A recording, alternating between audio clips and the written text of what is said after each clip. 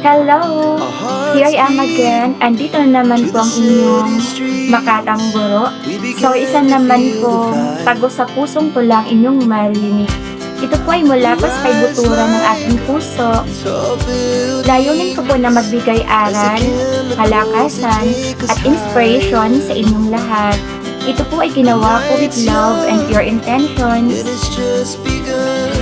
Sana naman po ay nasa maayos kayong kalagayan. Ako naman po, okay lang. So ayan, pakinggan mo ang mensahe ng video kong ito. Noong ako ay nasa Bicol pa, mahilig akong maupo sa tabi ng bintana habang iniinom ko ang gatas ko. Relax na relax talaga ako. Totoo po yan. Sa aming isla ay marami kang makikita. Kapag ikaw ay nakapamintana, mistulang paraiso ang aking nahisilayan. Punong-puno ng halaman ng aming bakuran. Pagdilat pa lang ng ating mga mata, thank you Lord, matamis nating itong sambitin ha. Ang bintana ng buhay ipakaingatan mo. Ano nga ba ito? Wala nang iba kundi ang tiwala at pag-asa na nagmumula sa Diyos Ama.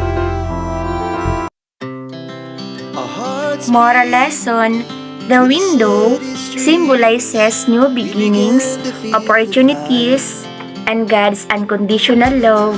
Do you agree? Sometimes, when we think it's finally over, God will send us an enormous breakthroughs out of the blue. He's able to open several windows and new opportunities for all of us. Keep in mind everyone, 1 Kings 6 verse 14, and for the house, made windows of narrow lights. In short, God is able to perform even an extraordinary things. Do you agree? Diba po? Kaya naman, ikaw po na nasa harapan ko.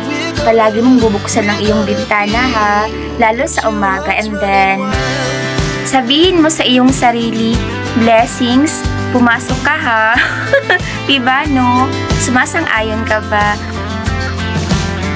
Once again, happy Sunday. Just enjoy your day. Keep safe and God bless us all.